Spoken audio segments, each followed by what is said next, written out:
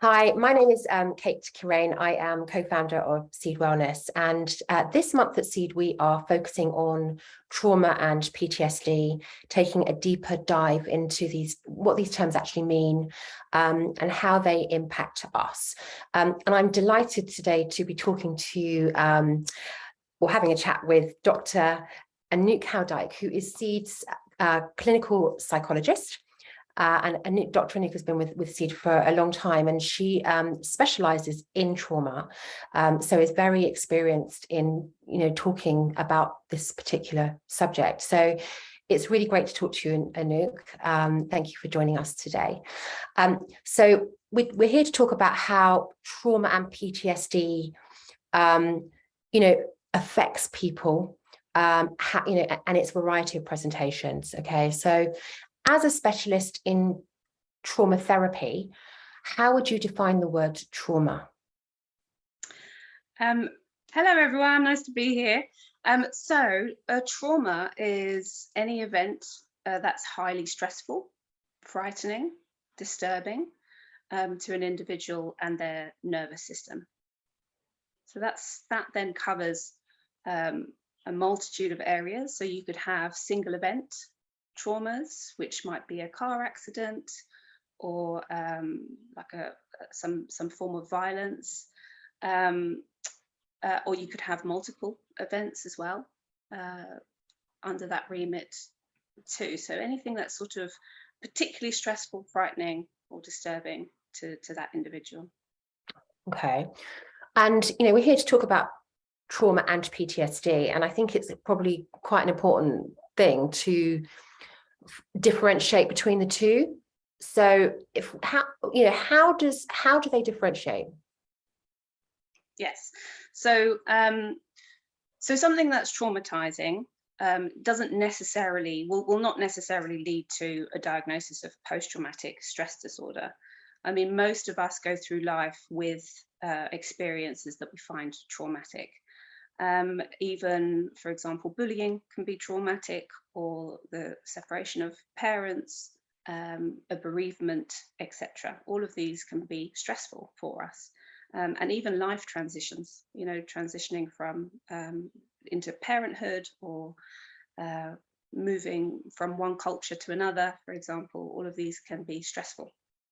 But post-traumatic stress disorder is when a past event is re-experienced in the here and now. So there's a memory component to PTSD, post-traumatic stress disorder.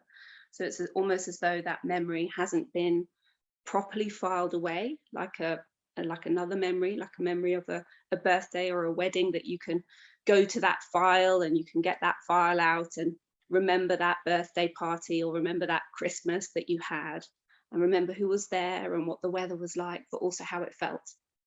But with trauma memories, in terms of PTSD, those memories aren't sort of filed away properly.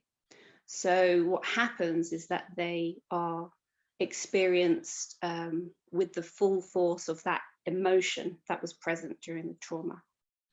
Wow. And so that can lead to flashbacks, where you feel as though you're reliving the experience in the here and now. But it might also be, you might also be reliving through nightmares, or intrusive thoughts. So an intrusive thought is a thought that's popping into your mind without any control. And it's really that part of the diagnosis that distinguishes it from other forms of stress or stress disorders. So with the diagnosis of PTSD, we usually have the reliving. And then there's two other symptom clusters called hypervigilance. So because your mind is in a state of reliving and traumatized, the body is hypervigilant or hyper-aroused. So that might lead you to startle more easily, be a bit more jumpy, might affect your sleep. You might feel more irritable, quicker to anger, for example. And because you're trying to manage those symptoms, there's a lot of avoidance with PTSD as well. So you might end up avoiding crowded places, or avoiding getting in a car. If your trauma was related to a car accident, you might start to avoid particular people or conversations or things like that. So those are the main 3 symptoms that we're looking for when we are trying to see if someone's got PTSD. Okay, so let's come back to trauma. Okay, so like you're saying, there's varying degrees of trauma, from having, how do you differentiate between what is stressful and what is traumatic, and therefore how you would deal with it? So again, we're really looking at,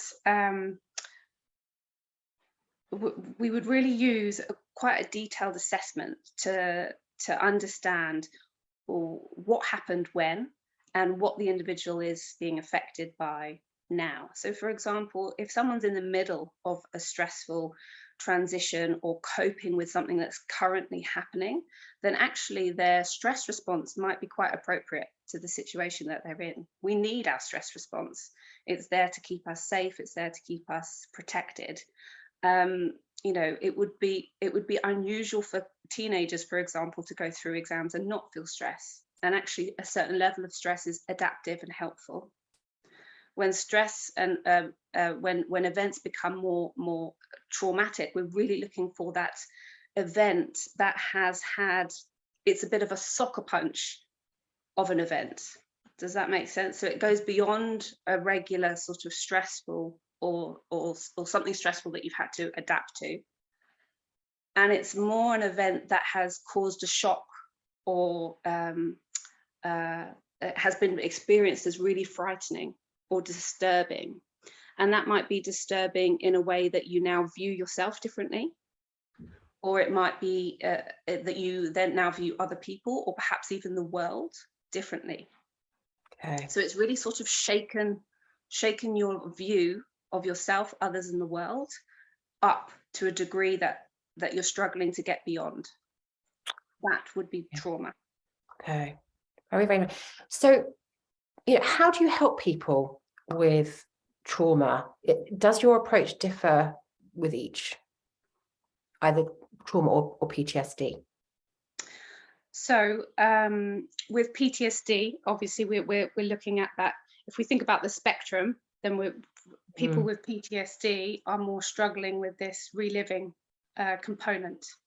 So for PTSD, there would absolutely be an element of the treatment that's focused on reprocessing that memory in order for it to get filed away properly in the autobiographical memory store, so that the person's not having those intrusive thoughts and memories during the day anymore.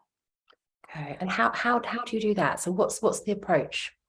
So there's a range of different approaches that you can take. So for example, I'm in particular, I'm trained in EMDR, which stands for eye movement desensitization reprocessing, and also trauma-focused cognitive behavioral therapy, narrative exposure therapy, imagery rescripting. Wow. There's various things that you can do, but it depends on what the person's looking for, whether they're presenting with a single event trauma or not, whether a lot of their symptoms are body-based versus more cognitive, will determine which approach might be more suitable. So for example, trauma-focused cognitive behavioral therapy, you would be going back through the trauma using a narrative. So you'd be talking about the trauma, or you'd be writing out the trauma in order to elaborate that trauma memory and put all the missing jigsaw pieces in there in order for your brain to be able to store it away. Okay. Does that make sense? So it's quite wordy. Yeah. Whereas EMDR, for example, uses the brain's natural ability to try and process memories while simultaneously moving a client's eyes from left to right. Yeah, so if you're moving a client's eyes from left to right, that's called a bilateral stimulation. You might also use tapping or tones or watching a beam of light, for example. Okay. But the brain is then able to process and go back through the memory in and also process all the information stored in the body in a way that involves much less sort of description and talking. Okay. Which sometimes is quite nice, isn't it, for people? Sometimes it's really nice, yeah. And particularly if a person might be more cognitively avoidant, so they might not want to think too much about it, or they might struggle to share all the details with someone else, or they had a lot of body-based symptoms during the time of the trauma, then EMDR would be a really suitable intervention. Yeah. Whereas someone whose outlook on life has been shaped by multiple traumas that have happened throughout their life, then a narrative exposure therapy, where you go through the timeline of someone's life and you identify both the positives and also the traumatic incidences, and then you work through the ones that are most problematic, might be more suitable, because you're then sort of thinking about what's happened in the context of someone's whole life story. So it really depends on that individual, what their difficulty is, what symptoms they're particularly struggling with, and what their goals are. Amazing. I know. So basically it's completely prescriptive. It's completely bespoke to the individual.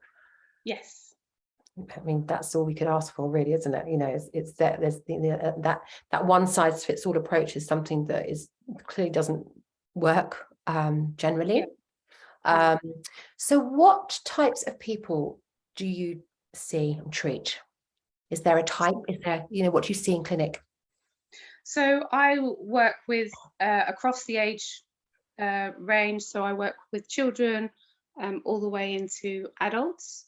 I also work with Op Courage, which is the Veterans Mental Health Service as part of the NHS. Amazing. So I work with a lot of veterans. And so, yes, I see the whole spectrum really of people. Obviously, when you're working with children, you're working slightly differently to with adults. And also adults will present with a different picture. So for example, some might present with more anger, others are trying to control their symptoms through substance misuse or alcohol use, for example. Others are struggling much more with guilt and shame and criticism, self-criticism. So the picture can vary quite dramatically, because the way someone's interpreting what's happened to them and understanding what's happened to them then affects how they feel about it. Okay, so I know that your work with veterans is really important to you. What took you down that path? It's very specific.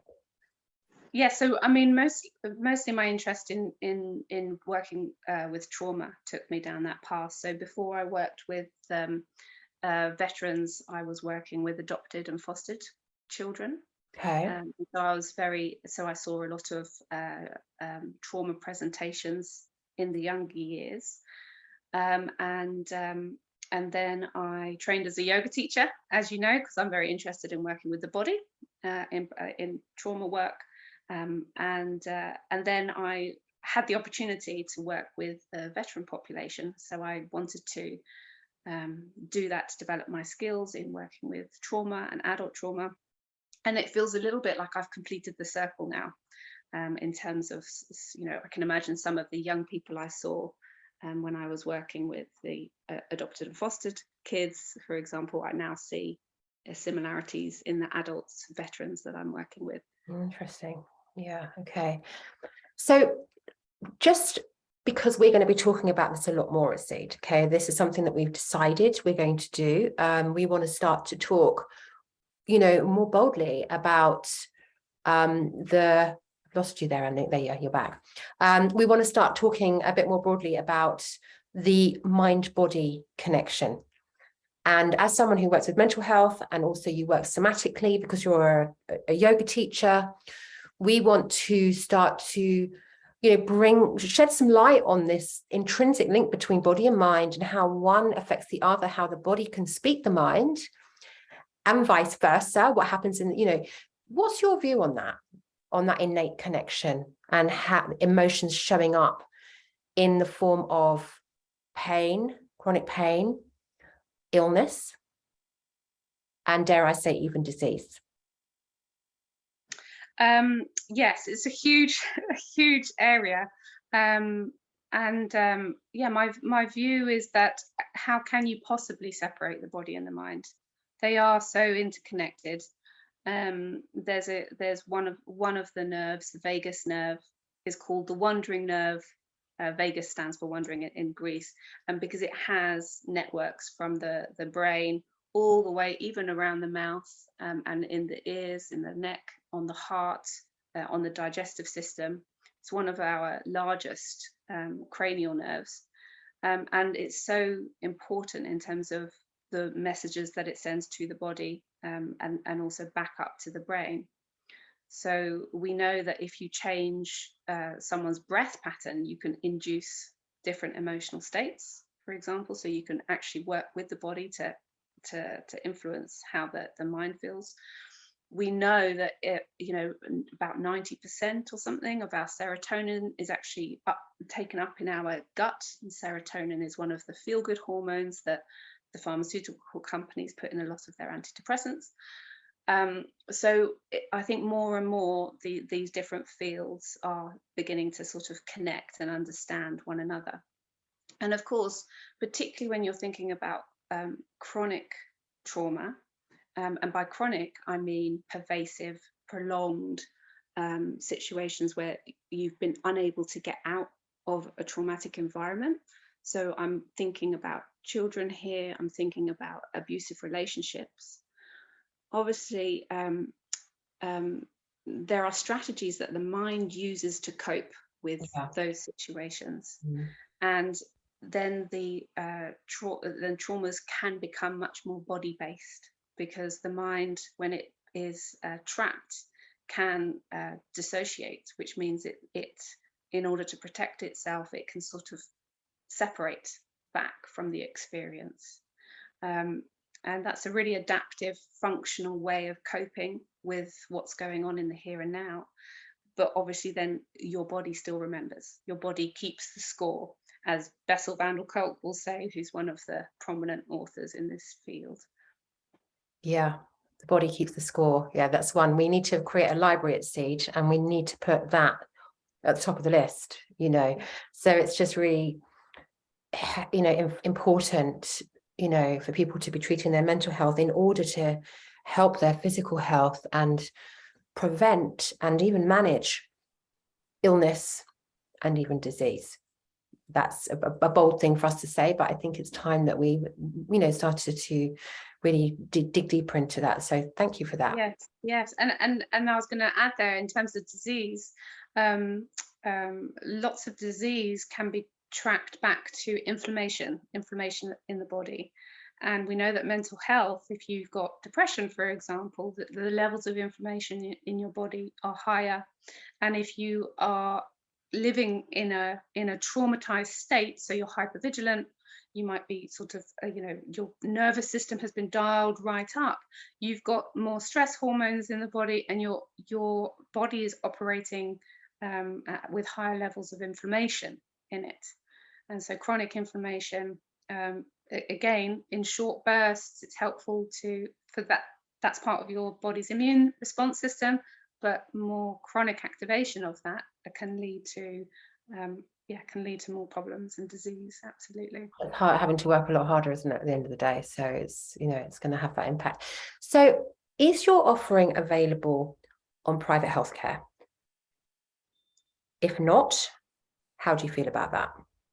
Yes, it's absolutely available on private healthcare. I see most of my clients here at the Newtown Clinic in Marlow are through private healthcare. Okay, interesting. That's good. And often people don't know where to begin their healing journey. They feel stuck and they're unaware of what is available, and they feel quite powerless. I see that as well with people. They're very disempowered when they're in that state of trauma or PTSD.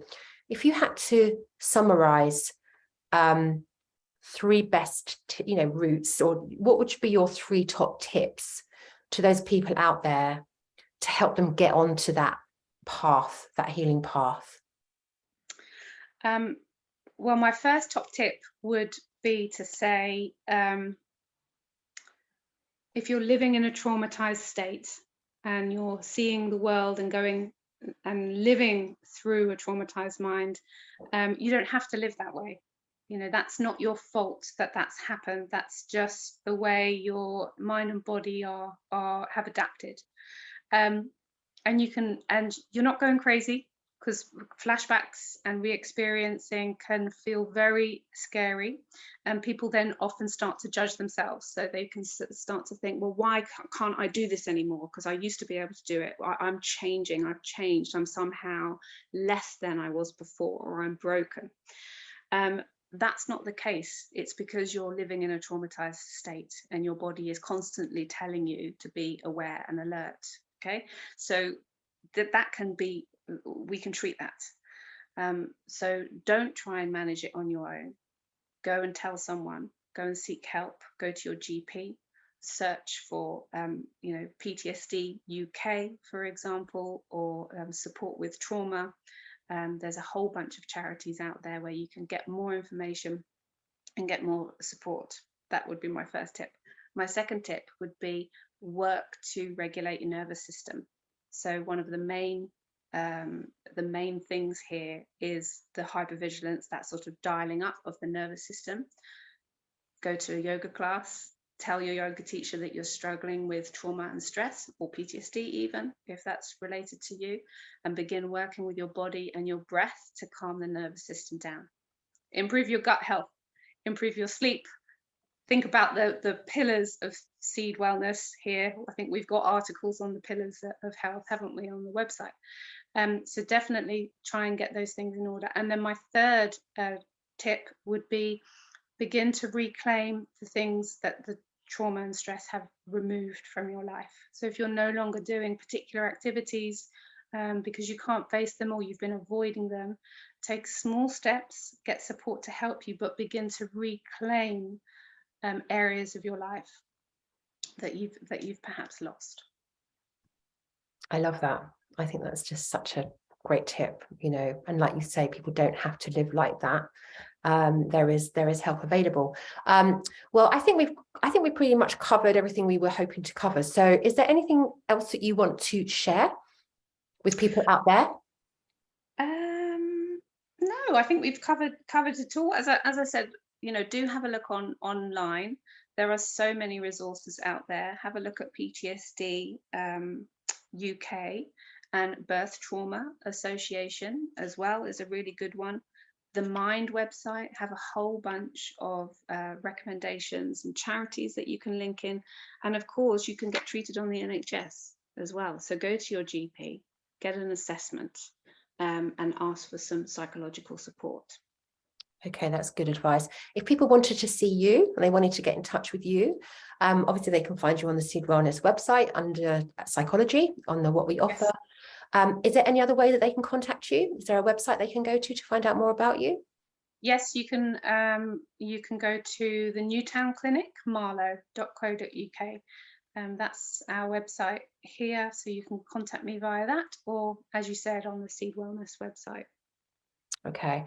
Dr. Anouk Houdijk, thank you so much for your time. Really, really appreciate it. And thank you for sharing this advice with people, but it's really important that we put this information out there so people know where to get the help, because people are not getting enough help and they don't know where to start. So hopefully this has been of use and to people. So thank you very much. And thank you to anybody who's watching.